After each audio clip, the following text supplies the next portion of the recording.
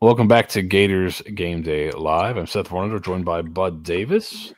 We are here on the night of early signing day, so we've got some recruiting to talk. We'll kind of end recapping the season a little bit, maybe looking ahead to uh, possibly where we think Florida could end up for a bowl game, maybe what we missed during the season, what we feel pretty good that we got right early in the year. But everyone's talking recruiting, so let's go ahead and start there. Bud, just overall impressions. To me, I feel like it's kind of an incomplete right now. I think there's good and bad. I mean, um, Florida's the number one program in our state. We won our state. That's great. Like, blew FSU out of the water, picked their pocket on a ton of recruits. That's what you want to do to an in-state rival. Went up against Miami and did pretty well with them. I think we clearly beat out both of those programs, which is good. Um, I thought Florida did a good job kind of getting guys from their footprint, particularly at the skill positions. Number one safety, top three wide receiver, top three cornerback. Those are positions Florida generates really high caliber players at, and we got them. So I think those are things to be happy about, especially where you look at where our recruiting was 6 weeks ago and where we are now. Those are big wins. It's tough to do that. Recruiting is so relational, and it takes a long time to get there.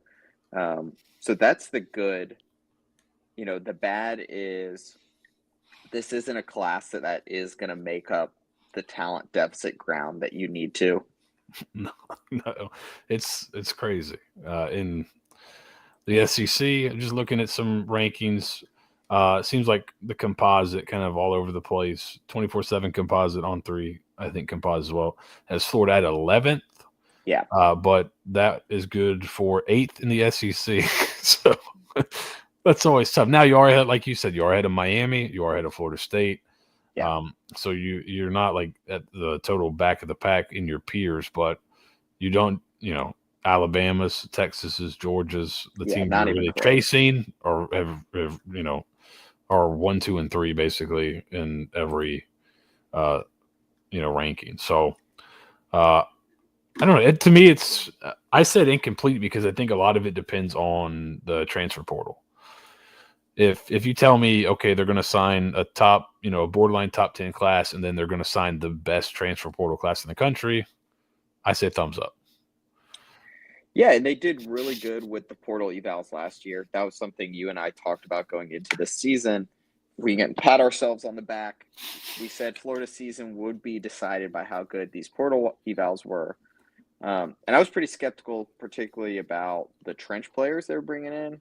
That was going to be a big test. I didn't really think Brandon Crenshaw Dixon would turn out as well as he did. That's been a big win. Um, but they've got to do it again, because the high school recruiting isn't there. Every year you've got to be good in the portal, and it's pretty hard. And you look at teams like FSU, um, and it's easy to miss. And if you miss, then you don't have the depth there from high school recruiting to cover up those gaps, and you can have really awful years. So I think Florida's clearly where I've got us is in this third tier of teams, and it's hard to jump into the first tier if you're not already winning championships, or you don't have a Phil Knight, or a Larry Ellison who's dropping a bunch of money. It's hard to Uh, jump into that first tier, so I'm not expecting that. What is disappointing is Florida's not in the second tier. Florida's not in the tier with your LSU's, with your Tennessees, with your Auburns, with your Texas A&Ms. Those are not teams that we should be a full tier below. yeah. Um, and we've been there for a while, so it's not like this is a one-off. And that's pretty tough. And it's a tough pill to swallow. Yeah, if you were in the ACC, this would be a great class. You'd sign Yeah. the number one class in the conference. Fortunately and unfortunately, Florida is not there. So let's go ahead and put this up, and you can walk us through this. So you have a different way of ranking teams. Uh, you have a little bit different way of kind of ranking teams. Can you explain how that works, and then we can kind of go through? You mentioned Florida's kind of in the third tier. Yeah. All right, so can you zoom in maybe a little bit more? Can you see if Yeah, you can let's do see if that? see if I can get. All right, well, while There we Seth go. is zooming in, There you go. Is that better for you? yeah, that's better. Um, so 24/7 on three, they all have these formulas that they use to come up with a class score. And the way they do that is they weigh your top commits more than your bottom commits. And, they rank players from, something like 90 to a 100. And they're all kind of made up numbers and they're made up formulas. They're not tied to anything in actuality. They fit it to a Gaussian curve, which is fine. But it's not really a real thing. So, how I approach the problem is I try and come up with an on-field player value that I call expected value. That's the EV there. And I get that by looking at how recruit ranks historically have correlated with what the NFL teams have been willing to spend on a player in terms of draft capital. So if you spend a first round pick, you're expending a lot of draft capital on a player. It means they're pretty valuable on the field. And you can see historically where the number one ranked recruit has generated or how much on average draft capital they've generated. And so, yeah, here we go. It's this curve. So this is the expected value on the left. That's how much NFL teams are spending by recruit rank, which is on the bottom. And there's that, pink line, which is the rolling average. NFL teams are much more likely to spend draft capital on the number one overall recruit compared to the number 300. Almost 20 times more draft capital goes to the number one recruit. And so we use this to say how much the number one recruit should be worth in on field value. Because basically, how much NFL teams are willing to spend on them, that's a good proxy for how they performed as an upperclassman in college. So it's a nice way for us to get to a real number. And we don't need a formula. And then I just take these and I add them up for every team. And that gives you a nice distribution. It correlates pretty well with how likely a team is to win a championship. Where you need to get into that upper tier, at least 250, I think, is where you start getting real results, but definitely over 200. So then we can go back to the class rankings. Real quick, I think the interesting thing here, I think everyone, is just knows. We're talking about Alexis draft capital. We're talking about the NFL. So this is Bud uses the NFL draft data and basically says, okay, when are these guys being picked in the NFL draft? What guys are being picked? And you see, obviously, I think it makes sense that the guys that are higher rated coming out of high school are more often drafted, right, and drafted higher. Yeah. The interesting thing to me here is the kind of at a certain point, there's no different. Like, what is that kind of cutoff to where I know you've talked about it before, where there's kind of no difference between a player here and a player like a was it like 300 to Yeah. I mean, you can see it really like from it's an exponential curve. So from 1 to 2 is the biggest change. The next biggest change is from 2 to 3, and it's gradually the recruits get much harder to tell the difference between. You can see the NFL is really good at, or the college football scouts and the recruiting services they're pretty good at identifying like who are the 30 best high schoolers. yeah. And that's not that hard. It gets really hard to tell, is the number 151 guy really that much better than the number 200? And so the curve is pretty much flat outside the top 100. The number 100 recruit is worth about twice as much as the number 300, which, that's still good info to have on average. But the number 300 recruit, you can go out to 3,000. They're not that different. And so, and also, so Jim, when people talk about what is draft capital is a proxy for wins above replacement. So the curves for draft capital now, modern ones, are built off of some kind of NFL WAR type metric. And the one I use is from Stats by Lopez, who works for the NFL office. He's got a nice curve that equally weights, not just the average WAR of the player, but knowing that NFL teams want to get superstars with the number one pick. So that's a good way to do it. if you've heard of the Jimmy Johnson draft curve, it's how NFL teams they use this to swap picks. So if they're trading the number 1 pick for 2 later round picks, so they can kind of even things out. They use similar curves. All we're doing is taking one of those curves and saying, how does the value of those picks from those curves correlate with recruit rankings? And then we're going to take this, and for every recruit that you signed, we're going to sum it up, and that's how I get my class rankings. And we'll go ahead and put those back up. Yeah. And so you can see the number 1 recruit, he's worth 120, expected value, and he's going to Michigan. And so Michigan's got a really big first little part of their bar there, and that's all Bryce Underwood and then Larry Ellison right there.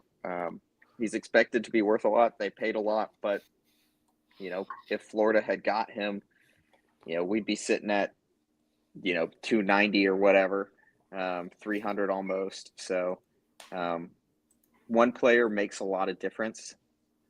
People say, oh, you overweight them. The weighting is from what teams are willing to spend on them, which I think is the best way to weight them out of anybody. Much better than a made-up 0 to 100 number or a Gaussian formula. This is based in reality. It's based on football scouting from NFL departments as opposed to, recruiting rank service formulas. So Florida, you can see there's this upper tier from Bama to Michigan.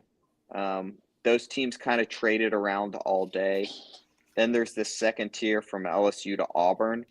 LSU got a big jump from flipping Solomon Thomas. That was a great part of today because it knocked FSU out of the top 25. They had an absolutely abysmal end of the recruiting calendar, and I think it really proves to me this idea that you should absolutely 100% never fire assistants before early signing day. We saw Florida make that mistake last year.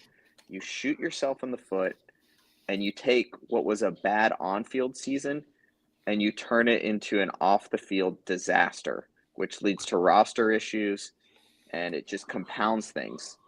It's one of the worst things you can do now if you have a bad on-field season is fire your assistants prior to early signing day, because all you're doing is ruining those connections you have with kids and giving them a reason to look elsewhere. And I think you've got there is, and what's nice is now there is recourse for those kids. Yeah. If they do feel like, so, I mean, in the past, you could be like, you know what, I want to make sure these kids know before they, let's say you're just trying to be honorable, I want to make sure these kids know beforehand this guy's not going to be coaching them, because once they sign the letter of intent, they're locked in. They can't. Now with the portal, if you're unhappy, you can leave. Look at, was it Julian Sayin last year, signed with Alabama, Saban left, bang, He hit the portal. So there's recourse now. So there is, the only reason you do it, I guess, is to, with last year, we thought Napier's being kind of a good boss to those guys and giving them a chance to get on their feet. But it's when you're in a zero-sum game, you don't want to give anybody else any advantages, right? Yeah, it's a disaster. So, Florida, they came way back. They were well out of one of these top. They shouldn't even have been in the discussion to be tier 3. They definitely exceeded my expectations from where they were 6 weeks ago. Yeah. That's great. Good on them. They were in it for, I think, 4 guys down the stretch that would have made a big difference to this class. That probably would have bumped us up to that second tier. And they didn't hit on those. It happens. That's, part of just not being in it until you were in it really late. Yeah. And also not quite having the NIL figured out, not having our UAA, not having a GM. And just kind of winging some of these roster management decisions. But overall, some good, some bad. I don't know. I think you're kind of hit it on the head. A lot's going to depend. We have 2 years with DJ Lagway. So we have 2 more chances to get this program to the highest ceiling we can. And every decision we make about roster management has to be built around that principle.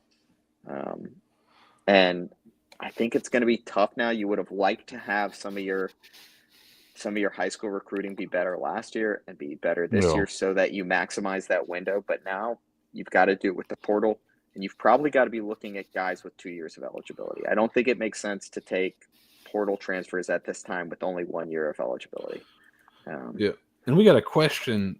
We got a question on this from Stephen Owl, I believe is how you would pronounce his name. I may be butchering it, but he asked this question on Twitter. Uh, he says it would have been nice to close on the top talent we just missed on, but how does this position us in our 2-year window with Lagway? Just from a talent standpoint, what is needed from the portal and how many big hits to get us to championship level? So, it's like that's kind of it's you've got 2 years. And Lagway we've talked and you've kind of mentioned that Florida has not been in that first or second tier in a while. It's been kind of maxed out at that third tier. Lagway, I think this year kind of provided a nice reset for Florida, just national perception wise. And if you maximize him the next 2 years, that can get you back, I think, in terms of perception into that first tier area, right? But you've got to take advantage. So Clayton comes in, who's been unbelievable with his predictions lately. I think we got great pieces overall. Very happy. I think with NFL revenue share, it's possibly a DJ for 4 years. That would be lovely, but I think you got to plan for 2, right? Yeah, I think so. So to me, it probably with an injury at some point, right? These guys are not Supermen. Yeah, so you got to maximize the next 2 years. I think next year, right? The goal should be with the we're talking in terms of roster construction. I think the goal next year needs to be fill in the gaps to have a playoff team. And now you'll see how much you bring back, which will be interesting. I think receivers a spot they definitely have to go get like a one guy.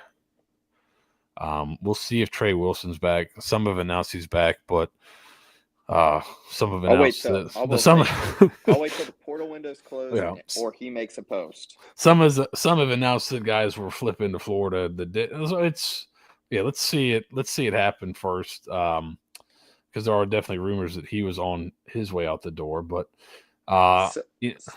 so kind of with regards to Clayton's question, the way I've done some analysis on this, and if you want to be a playoff team, I think you need about 16 guys on the field contributing, meaningful snaps. They don't have to be your 16 starters, but they got to be at least heavy rotational dudes within basically the next year or two. So, like, if Lagway's a juniors, they need to be seniors to sophomores. You need to have 16 guys that are going to play on Sunday.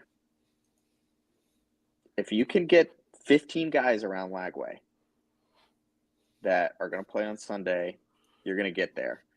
And I sent you like a little Excel sheet of our roster. That's from Steel City Gator, who's on the Florida Gators subreddit Discord. I was trying to map out so this is next year's roster. This is everybody, including walk-ons. And this is from Steel City Gator. Yeah. Yeah, so thanks to Steel City Gator on Reddit. Yeah, he tracks this. He does a great job with this. So everybody in red is going to be gone when Lagway's a junior. And so from orange to green are guys who are going to play with DJ Lagway when he is an upperclassman. I think that's when our window is going to peak. I was trying to go through this and think, who are the guys I can see playing on Sunday? And I think it's DJ. And I think, Ball, I feel pretty good about. Trey Wilson, I feel pretty good about. Aiden Mizell's a maybe. So I got 3. I feel pretty good about Najee Harris. I think he's done really well. He's impressed on film this year. LJ McCray, Miles Graham, Aaron Gates, yes. Jaden Robinson, Pop Howard, yes. So, we're getting in that 10 range. And then it's like, what of those DBs, Dijon, Castell, Denson, maybe 1 or 2 of those? Yeah. And then you're going to need to have really hit in this class, like Vernell Brown, Ben Hanks, like Stubbs, Lasagna, all these guys. You got to go 4 for 4 basically there. And you've got a huge gap at offensive tackle and D-line where there's not really a clear NFL caliber guy. And so I think it'll be interesting to see if what happens with some of these guys that are on the D line in terms of. I think Caleb Banks has played really well to end the year. I wonder if another year of playing that well gets him into a very high draft position. Yeah. I think he's probably draftable right now for sure. So he could be a guy that tests the market, or maybe he's like a Cam Jackson where you can kind of pay him to keep him for another year, and Yeah. that would be valuable. Um, and then I don't like Pyburn and Sapp. I don't know the twitching, but those guys are both like really good college Yeah. football players that I think are would be super valuable. Um, and yeah, well, Shamar. it'll be interesting to see you because you do have if that's I think that is a good thing about a guy like Lagway, like and having some success is I think guys enjoy playing with him and Yeah. may be like, you know what, we've got something here. I want to come back for my last instead of kind of testing the waters. Like a guy like Austin Barber. Yeah. Maybe he's borderline, but maybe he's feels like you know what, because he's had a pretty good year, but he's had some, hasn't been perfect. He's had some issues at times, but maybe he comes back. And then if you get, if you return a lot of your offensive linemen and you've got to replace one tackle instead of, there's times last year you thought you may have to replace two, and then you still have internal development, which it feels like some of these guys have developed pretty well. Even in this year, I know Crenshaw Dixon was a guy that you heard some reports like that he wasn't going to be playable. Yeah. And then he comes in. He's invited to. I think he was invited to East West Shrine Bowl or one of the college all-star games for, at the end of the year. So I think he got better and kind of proved himself at this level. And so there's some talent, but you definitely need to add some top end guys. I think at a certain positions like a true exit receiver. I think is kind of that's a the glaring most one. important one. So I think get a true X with 2 years of eligibility. Like there's a lot of them in the portal. there's going to be. I think that's been the good thing to see so far is there's going to be a lot of pretty good players in the portal. Like I think Dane Key from Kentucky's in the portal. He's not a bad. He's had some success in the SEC. He's a pretty good player. But I mean, what happens if like Ryan Day gets fired? Yeah. Like there's still some. I think there's still some shoes to drop here. And like if he gets fired and some of those guys want out, then oh boy. Yep. Like it's so. If that's why I think it's a real incomplete at this point because, if you tell me, and this is a far out hypothetical, Florida didn't want to pay for Jamie French? Is that the receiver? Say Florida didn't want to pay for him, but they kept the powder dry for Jeremiah Smith when he pops in the portal and they go get him. Oh, that's an easy. Then it's like great decision, Yeah. So that's why I think now it's kind of an incomplete. If they the rumors were they were going to overpay, which we've been saying for 3 years. Yeah, they have. Overpay. You're going to have to overpay once. Like that's what. And I'll pull this down for a second, but kind of, we've been talking about if you've subscribed to my channel, Varnadore Films, previously, I've had Bud on a few times to talk roster construction, and our big thing was kind of like Napier came in as an unknown, overpay that first year. If you overpay that first year and just stack your roster with talent, then you won't have to overpay in future years. But now you're still having to overpay. And we really were disappointed by the guys on the roster that we knew they were paying, and we were hearing about, we beat off Auburn to keep Naquan Wright and Trey Dean, and it's like, why? Yeah. Let those old guys that we know are sub-replacement level walk. And I like this. This is from USC Analytics. He quoted me. I talked about overpaying today on Twitter, and he quoted me with this, and I thought this was really good. This is a concept it will take fans time to accept and grasp. You can overpay for some recruits, but you shouldn't overpay for every recruit. you should overpay for some recruits, but you shouldn't overpay for every recruit. Yeah. That's it. That's perfect. That's exactly what it is. You can't overpay for everybody. You should overpay for some. And you should overpay for trench guys, local guys, and guys that you're beating your rivals, your annual opponents out for. Those are the three things you should overpay for. Somebody who did this really well their first 2 years on the job, I don't think it went as well this year, was Mario Cristobal at Miami. Yeah.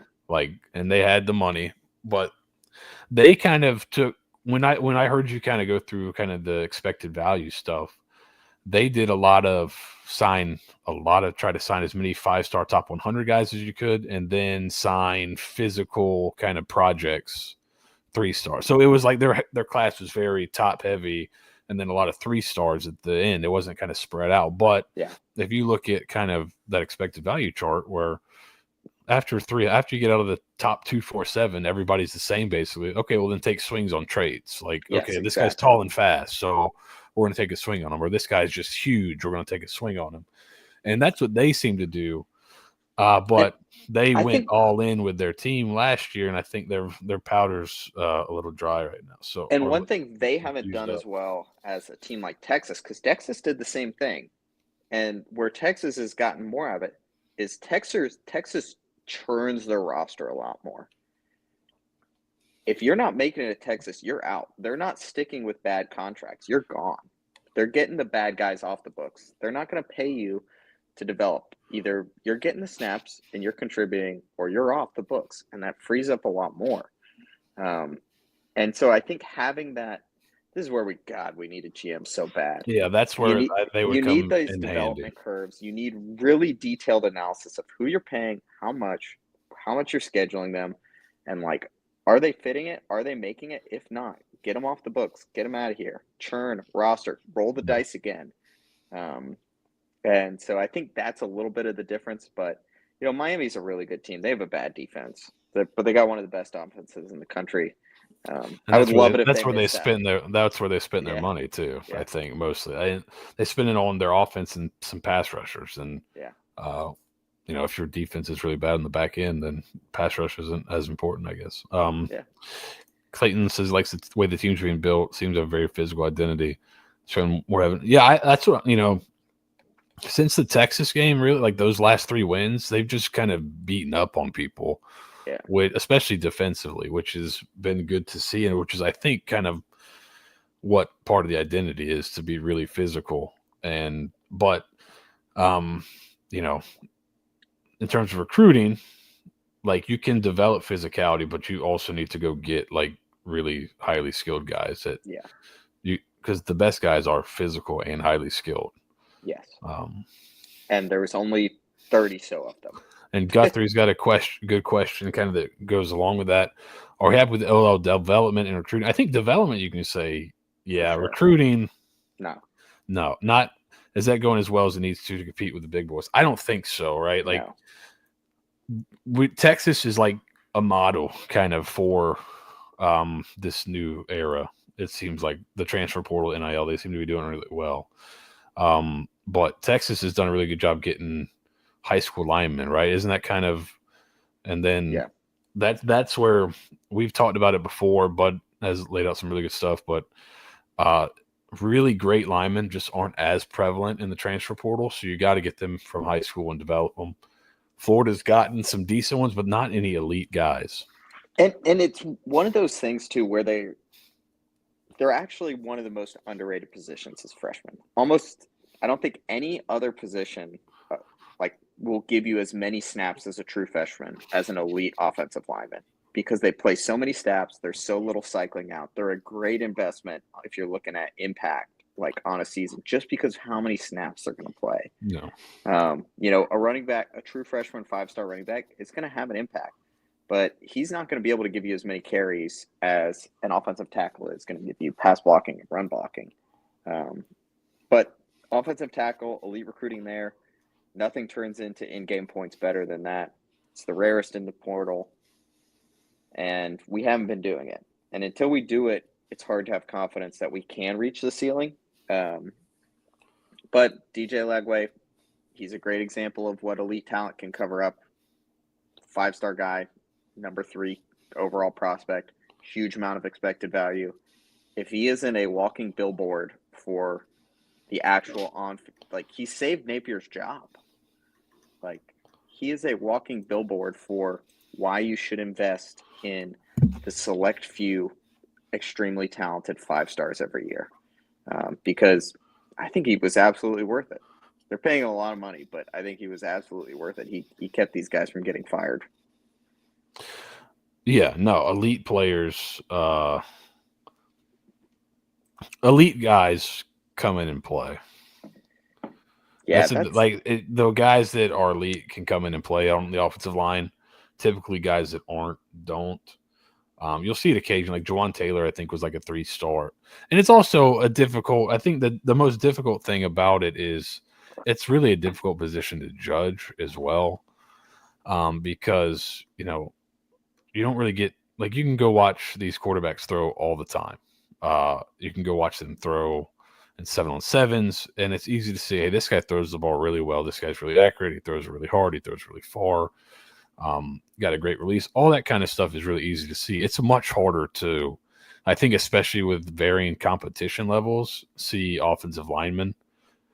And also, like, some big bodies take a long time to develop. So I think there's some leeway, but there's still the guys that are ranked elite typically have elite physical traits and can come in and make impacts pretty early. So, there is something to be said for that. So yeah, Clayton, I think I've heard that same thing. I've looked at the data, and it would actually surprise me when it showed no position of high quality players got more snaps. Offensive tackles played the most snaps as freshmen if they were high quality players. And that surprised me. But then you think about it, it kind of makes sense given how many snaps your offensive line plays.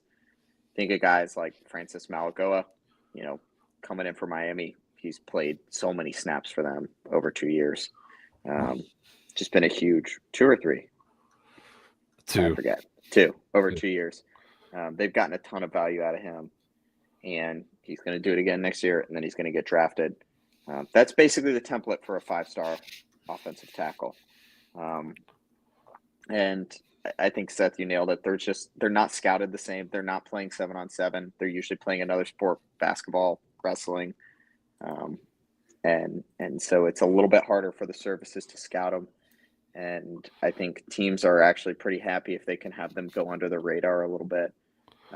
Probably the reason that, you hear offensive line takes a long time to develop is Florida's bringing in guys that are way more projects and that actually do need time to develop them before they can play in the SEC. If the 5-star guys, the super elite of elite, right? In most, especially with, like, I think defensive line, offensive line, where it's really harder to, like, this guy's a technician, and it's really harder kind of by level play. I think it really goes just by size and athleticism.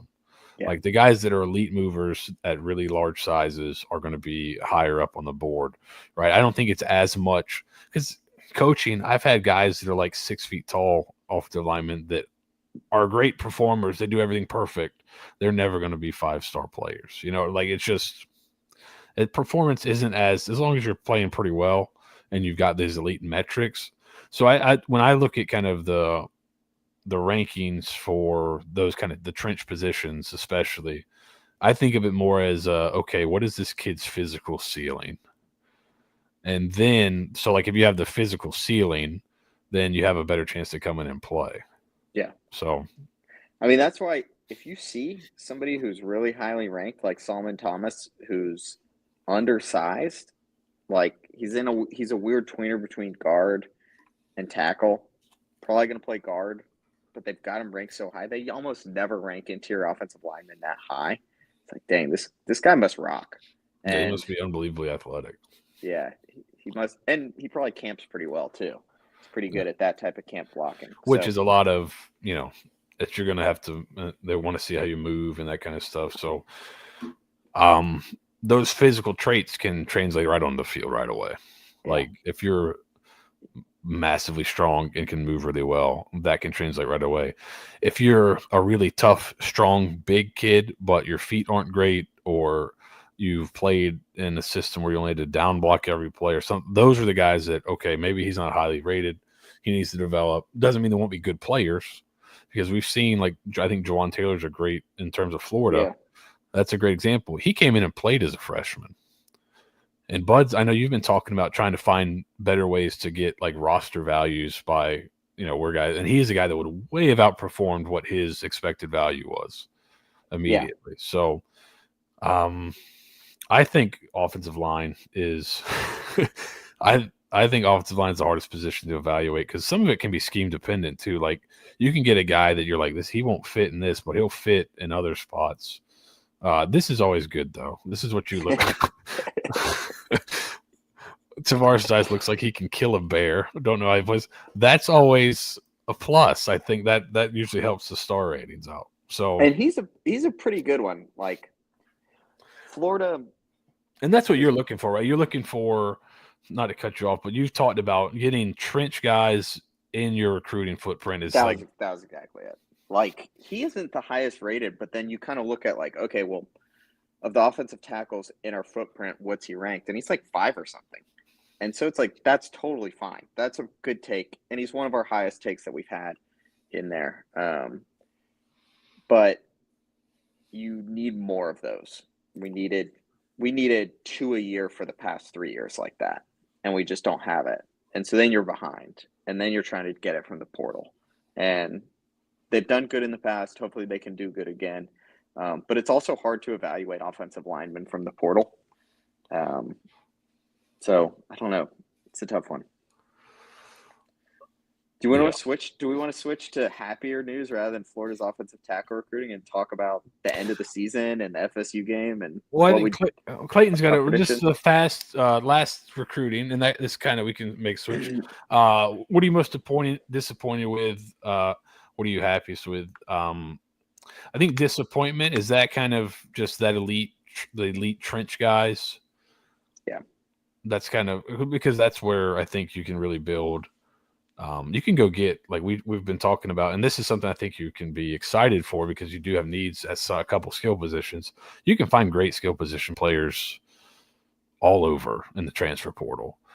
But those elite trench guys don't come around as often. Now, maybe they'll start more, because you started to see last year some kind of pop, like Walter Nolan's and I was going to say, especially on the defense. So you maybe it's a little bit easier there, but offensive line typically is a lot tougher. So that's, I think, the disappointment. Happiest, I thought, just the close from where they were, weeks ago, where they're in the 50s. I think the close on the border of 10 is a really good job. And then you did sign, and I think, you always talk about recruiting being a zero-sum game. Like, you flip some guys from your rivals. So you smoked FSU. So that's FSU. I think you flipped the guy from Tennessee, right? Like, so, like Miami, like Stubbs was a Miami commit, right? So, yep. You did flip some guys from rivals in that finish. I think they ended up flipping like 11 guys in the last 2 weeks or something crazy like that. So I think you nailed it. I'm just going to add that getting the top 3 at cornerback, wide receiver, and safety from Florida, that is great. Like, those have high hit rates for our state. Those are positions that Florida, we should always do that. And it was great to see us do that. Will Harris, huge shout out. Great improvement for the defensive backs this year, and improvement in recruiting as well. I think he's probably going to win the, recruiter of the day. Yeah, they did a great job down the stretch. So, all right, you want to move into kind of a season recap, season review. Some of this will, tie in, because we said Florida's going to need some receivers in recruiting. That's because they're losing 2 pretty good ones. And that's a position we talked about before the season. So we had 3 kind of previews coming into the year. It was Florida's kind of had different offenses in the pistol and the shotgun. And then Mertz's ability to throw deep, and was that a scheme issue with Napier? Because there were a lot of questions that, why aren't they throwing it deep? They're not calling the plays to throw it deep. Why are they only calling checkdowns? And then we talked about, now we're back on the opposite. Yeah. So we found out that was a lot more of a Graham Mertz issue than anything. We thought it might be a little bit of Mertz, a little bit of the offensive line, but DJ Lagway came in game 2 and just said, "No, it's it's Mertz, right?"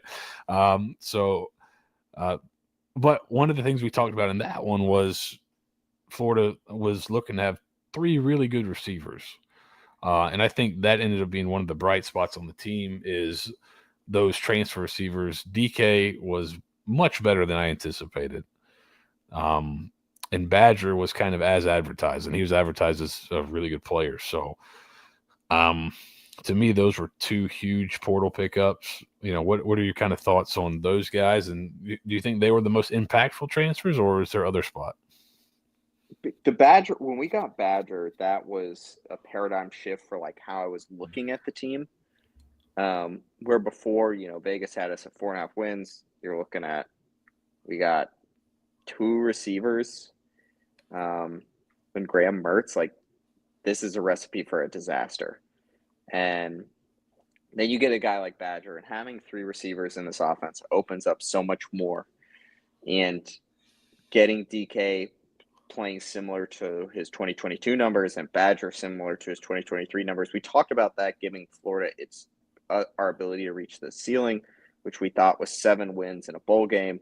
Crushed that. We nailed that stuff on the money. That was Bud said 7 to 8. He thought 8 was. He said 8 would be really happy, and they almost got to 8. They almost beat Tennessee, and I think if you beat Tennessee and have this finish, you're pretty happy. Pretty happy as is. And then we kind of relented and said a bowl game would make us happy. So yeah, and so those guys, getting them started to have a lot of faith. I think it took a little bit to get them going, and really for this offense to find its identity, and that's particularly with the run blocking. The offensive line, I think, came on really late. Started seeing them be much more physical against good teams. And so that was really impressive. I think looking at the season kind of as a story, I did a post earlier this week where, first 3 weeks of the season, Florida was one of the worst teams in the country. Like, we looked like Wake Forest. And then from week 4 on, Florida was a top 20 team. And that's with the Texas game in there, where you're on your 3rd string TV and just got hammered. It certainly seems, looking back, that they kind of punted that game. Yeah, which is fine. It's fine now that you know what the next 3, right? Like, it's okay. Good decision making. That was that was fine to not rush DJ back for that. Yeah. Good call. Yeah. It's going to be a tough game regardless. So, yeah. And I think that's a testament to the coaching staff. It's a huge testament to the players. And I'm still just blown away that they stayed bought in, that they fought so hard, that our team was the team that was being more physical late in the season, that was out hustling the opponent. And I hadn't seen that in years. And I think that gives me a lot more faith in this program, even though I still have some hesitance about Billy. Like we just talked about, the recruiting's not perfect. We have all these issues. But we have a 2-year window with DJ Lagway. And I think we have a roster that's really bought in. And I like that a lot. And that's why that can have, if you can kind of end on you've already seen a guy like Cam Jackson who was flirting with leaving last year. Not only did he come back, he's announced he's playing in the bowl game. Yeah, that's cool. To see that kind of buy-in. So we'll see how that ends up with opt-outs and things like that. But then you may get a bunch of guys that say, hey, you know what? I want to come back. I may be a borderline NFL guy, but we could do something. We could make the playoff. We could put Florida back on the map, however you want to say it, next year.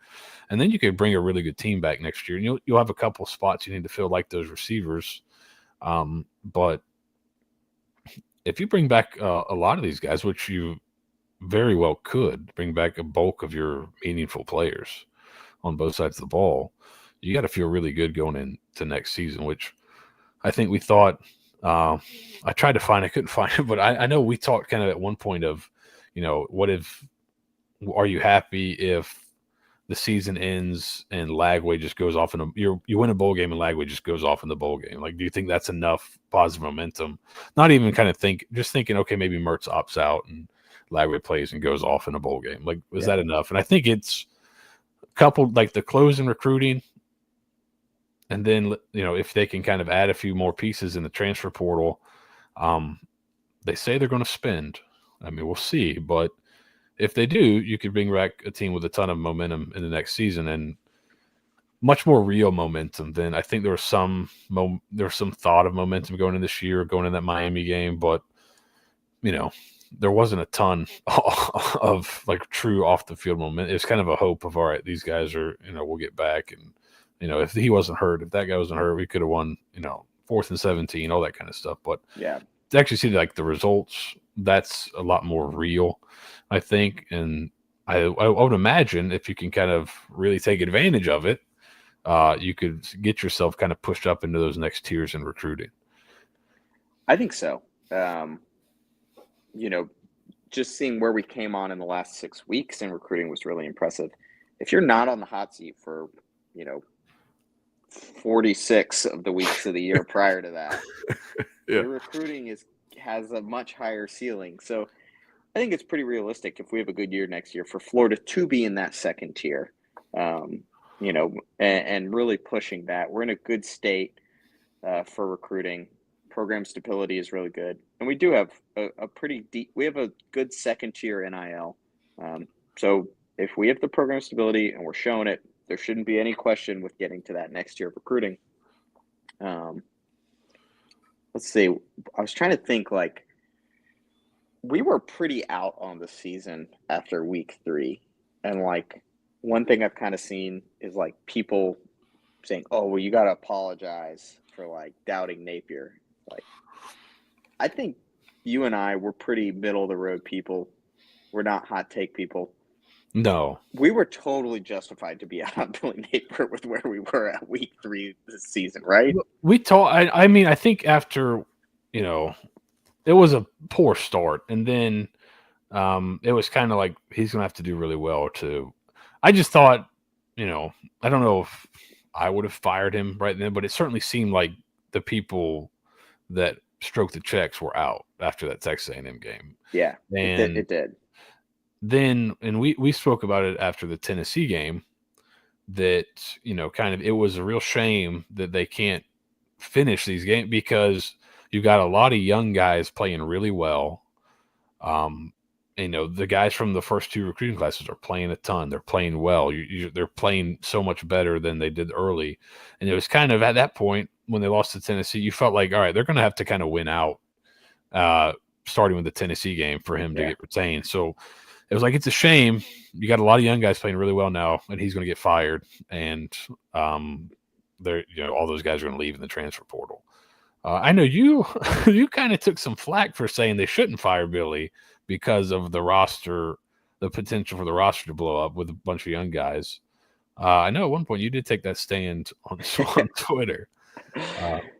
Yeah, and I mean, but actually credit to the boosters, stakeholders, Scott Strickland, to sticking with the path, and being willing to say, hey, there is a lot of noise in this system. We're looking at these young guys playing. We're looking at the feedback we're getting from the players, and we think let's stay the course and see how this plays out, and not getting in a rush to fire the coach. I think that was a good decision by them. So credit to them, because I think it really is easy in college football for people to want to rush and fire coaches. But I think being patient has paid off, and I think Billy has earned another year at least. And I think he's got a good chance to do some pretty cool things next year with DJ. Yeah, there's still, and that's been something that's been fun to see the offense kind of grow with DJ in terms of they're getting into kind of second level stuff. Turning the page in the first year. So like they're already kind of moved past where they were with Richardson, where they got with Mertz in year 1. Like he's kind of getting to the counter punches of some of their main staples. And so then next year you can kind of add more and more. And he's doing all this on one leg. So it'll be really fun to watch him and see what they can do with him, because early they were running him. And I didn't know if that was kind of his game or not, but they had designed runs for him. Yeah. this season. So it should be fun to see the offense grow a little bit. Will be really, really interesting to see if there's any coaching staff shakeup on either side of the ball. Any thought of, because there was, when the stamp of approval came out, you heard the same people like, yep, but he's got to hire an OC. But that's what they said last year as well. Didn't happen. I think we could benefit from one. I don't know what your thoughts are. You call plays. I mean, do you think Billy could use one? I think I think a play call. I don't like. It's always been. I think the scheme. That's what when people kind of said the scheme is like high school, whatever. Which there's a lot of good scheme being run in high school. So, but that's like like they're all running the same stuff. But high school, Seth takes personal offense. Yeah, I take umbrage with that. But there is, when it was like, oh, it's high school, it's 6 plays. It's like it's not. The scheme was fine, but I thought we've always talked about the sequencing. Like there's times where, like even the play, it could be a fine like schematically. The play against the coverage is fine, but it's like the sequencing sometimes of the plays, or when always calling certain things like there's the tendencies. And they started to break some tendencies later in the year, which it resulted in some really big plays because they built these tendencies up for almost 3 full seasons of kind of doing the same things in the same situations. I think it would probably ease his burden to have somebody else go, but I don't think you don't want to change the total scheme because I think Lagway fits kind of well with what they do. Maybe a few wrinkles here and there, but I don't think it would hurt to hire another play caller.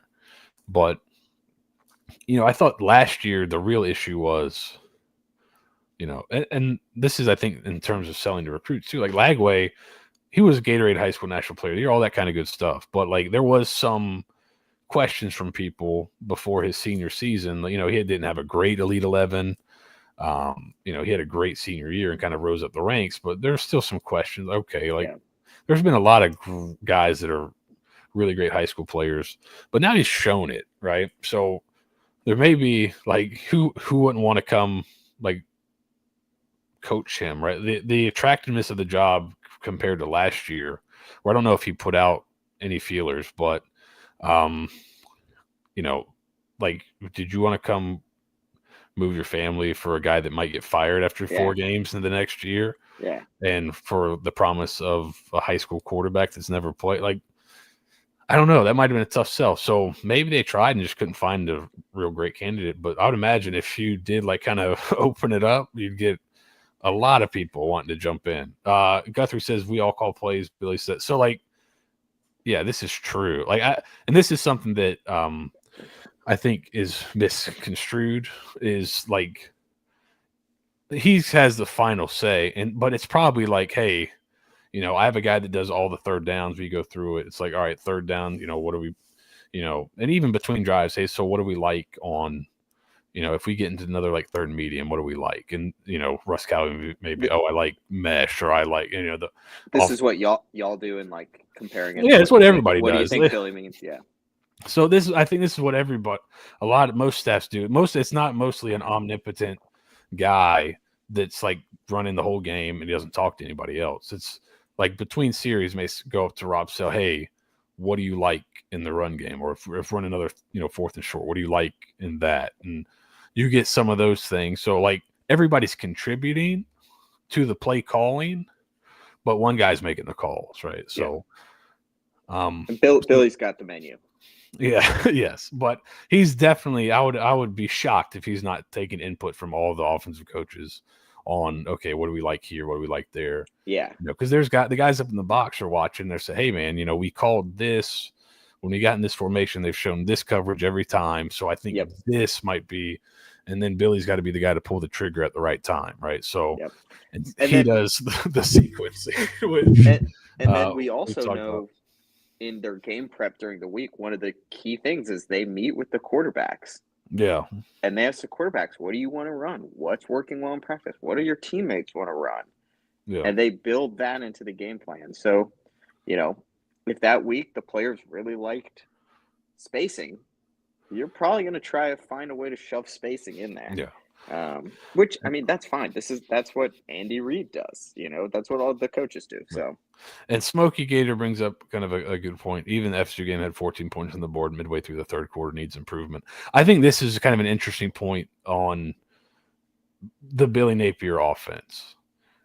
So FSU was a little bit more man heavy, and I think there was a lot of 2-man probably, but a lot of man coverage.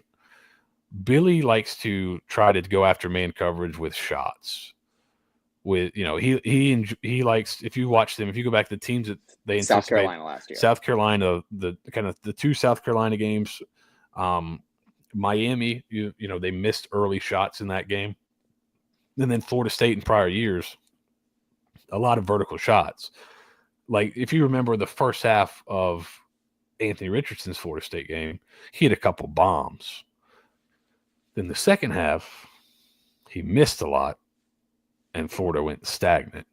So I think his strategy against man coverage is a little high variance.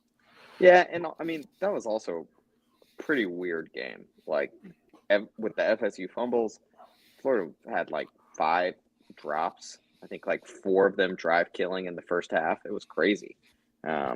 Where we didn't have that many receiver drops all year, and then we were having brutal ones, against FSU. And I just think like against that scheme, you might see Napier offenses kind of stagnate for a little bit and then explode, just because that's kind of the way he calls it a little bit. That was an interesting game also where we weren't, like you said, we're going explosive. We weren't calling a lot of the efficient passing concepts, and we were replacing them with the run game. Yeah. And I think they averaged 7 yards a run, so it was kind of like. Yeah, you don't need to throw the short pass when you're getting 7 yards of the run. You can do the short run, take a shot. I thought they got a little too cute a couple of times. They ran like mesh on 3rd and short, and there was one time they ran mesh and like Badger was uncovered, and they could have just literally caught and thrown to him, but instead he's the shallow. So but I think they kind of thought, all right, you know what? If they are going to be covering all our deep shots like this and keeping the 2 safeties over the top as well, all right, we're going to run the ball. Yeah. So, But I think this is this is the other. Guthrie says that DJ's crazy action on long balls. His offense is very different. This is kind of most elite quarterbacks can throw the ball down the field. I think I've seen some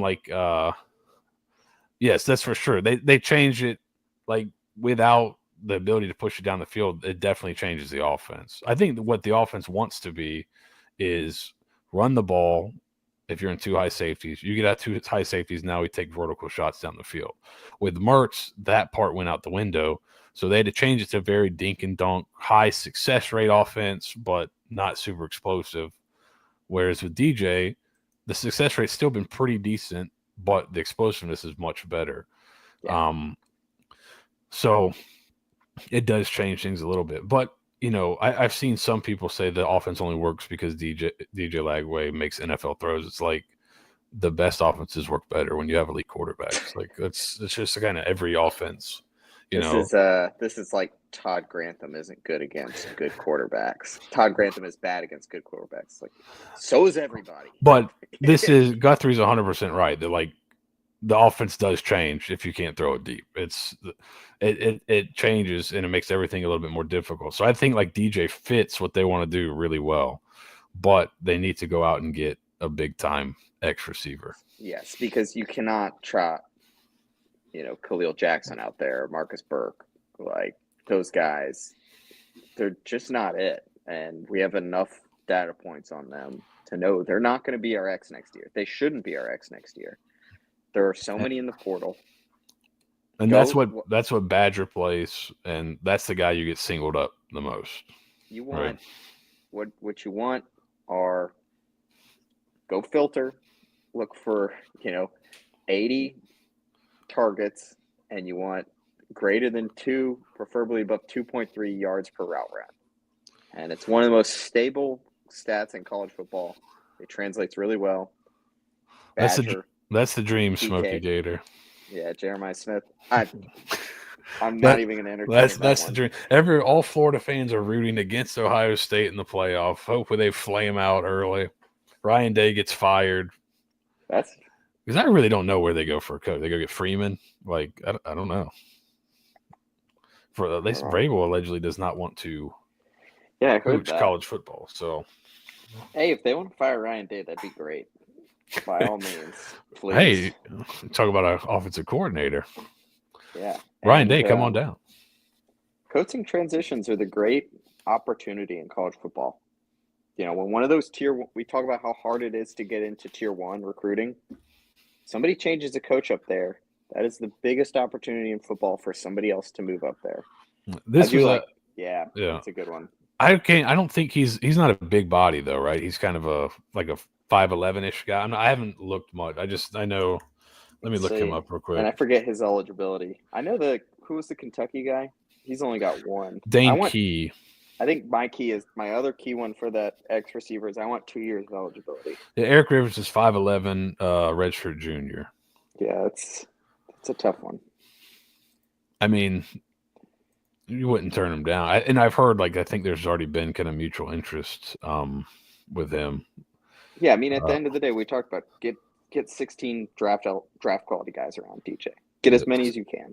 62 receptions for 1,172 yards and 12 touchdowns. So 18.9 yards a reception with multiple quarterbacks, because I know they lost their starting quarterback. So that's pretty good production there for a guy.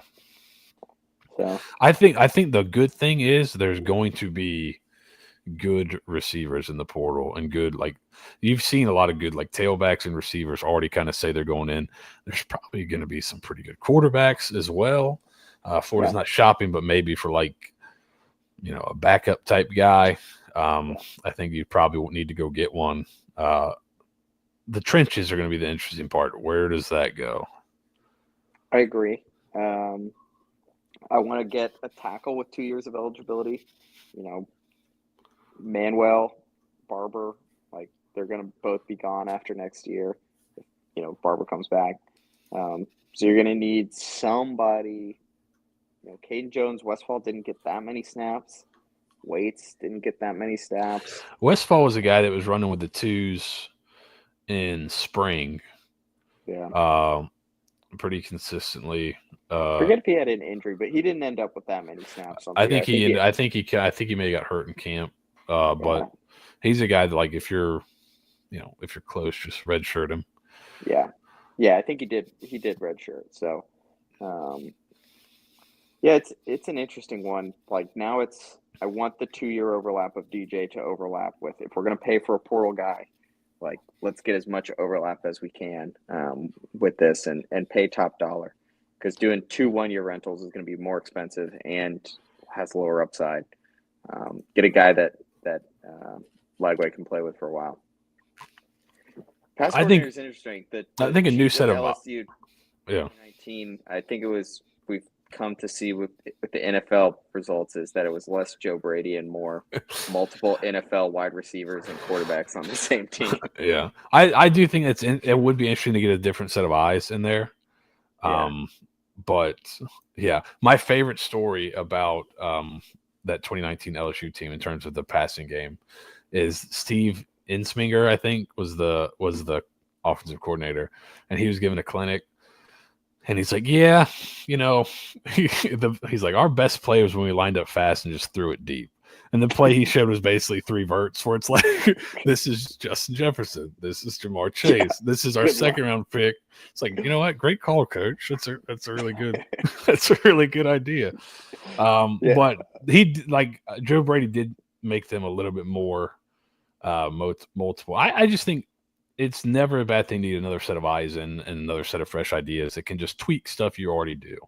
I'm less worried about. I think we're going to bring an offensive coordinator. I think it's going to be fine. I don't think it's going to be some huge change. I think it'll be somewhat of an improvement. I love that idea. That's what they're saving. They're saving the French money for some tampering. Fine, and that's where I think there is definitely a incomplete grade for me on the recruiting class, because if they go out and get some dudes in the portal, then I think it's giddy up in the next year if you're really good. So Yeah. if they don't, then okay, 11's doesn't feel as great. And I'm pretty hopeful because they did so well. All right, Seth, one more thing I wanted to talk with you about is we talked about offensive coordinator. There's some rumors we might get a new defensive coordinator, and that tree's running out. Like that'd be wild. Maybe like it 4 was years. That is brutal. the prodigal Patrick Toney returns. Yeah. I don't know. Like, that legit has me worried. I think, bringing Ron Roberts back, he had significant improvement with this team throughout I'm the not year. sure why. And I know there's rumors, but those rumors don't seem when you like, to me, looking at some of the rumors that are out there, putting those under scrutiny, they don't hold up, because there's a lot of people that have to go along and get along that I don't think would go along and get along with what the rumors are. Yeah. And it would really change your opinion on a few different people. So I'm not going to repeat what those are, because would be really shocked if they were true. So Yeah. I think it would be kind of impugning somebody's good name if they weren't. But that's the one that has me worried, because I think being on your fourth defensive coordinator in 4 years is a recipe for trouble with a unit that was finally getting its feet under itself. Yeah, and I think they did a really good job transitioning, and this is something that, like Austin Armstrong, I think that was proven to be false, maybe, because I think they're going after Charles Huff from Marshall. I think that was the same fake account that said Billy Napier was fired. That one's just a troll account. He was almost right. But yeah, I think they're going after Charles Huff. So I don't know.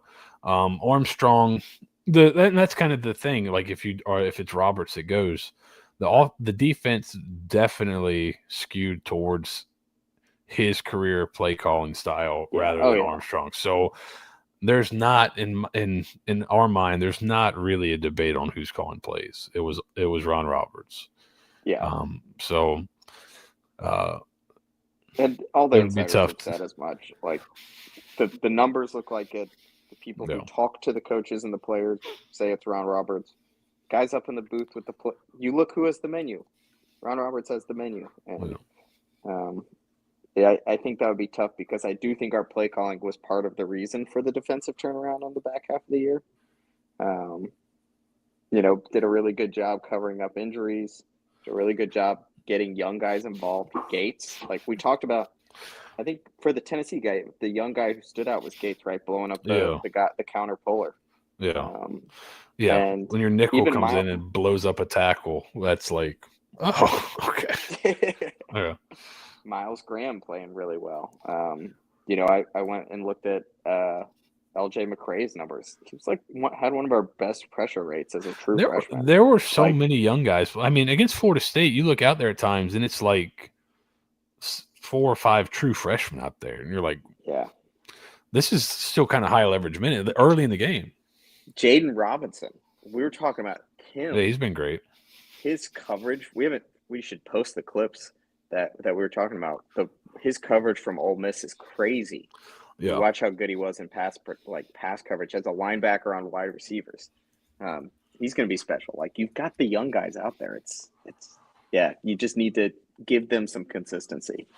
Yeah, so hopefully those rumors aren't true, and you can kind of just keep it going, because I think if you keep it going, you can kind of – now, it hasn't been perfect. Some of it has been, but I think it's a good spot to take the next step, because there has been, they have been, the way they've been playing is they're letting a lot of success rate, and then they're kind of clamping down in the red zone. But they are playing much more physical, and I think they're definitely moving in the right direction. So it'd be tough to start over again. But I mean, Billy would have a lot of experience hiring new defensive coordinators. So, third time's a charm, I guess. Yeah. Or fourth times, it would be 4th time's a charm. So, jeez. All right, 5 years. That would be tough. It's like, what is it? defense against the dark arts in Harry Potter or something. Yeah, basically, we're getting to that point. Jesus, it's a little Harry Potter for you to end the show. All right. Got everything.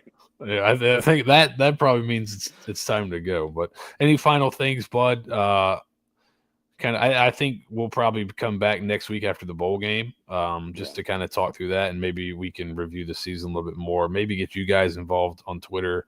Maybe put out what you guys thought was good.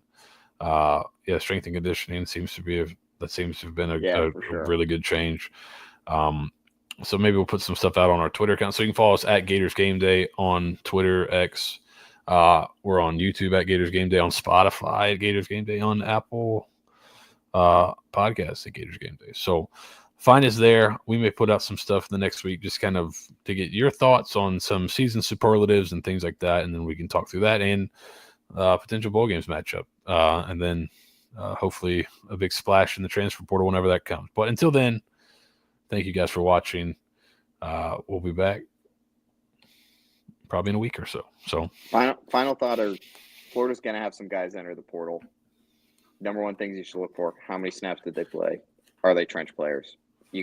I'm fine losing skill guys that didn't play a lot of snaps. That's good. We want that. You don't want to lose trench players, and you don't want to lose trench players who are playing a lot of snaps. Those are the no good ones. Yeah. All right. So leave in the comments what you thought was the biggest surprise in a positive way. That'll be one of the things we talk about next time. What's the biggest surprise so far? What was the biggest surprise this season in a positive way? And we'll probably ask you guys about the negative and things like that on Twitter. But let's keep it positive here. It's early signing day. We got the or do the sandwich. Good news, bad news, good news. There you go. Yeah, you can put 3 if you want. You can do it like that. But thank you guys for watching. We'll be back next week to talk a little bit more here on Gators Gameday Live. Go Gators. Go Gators.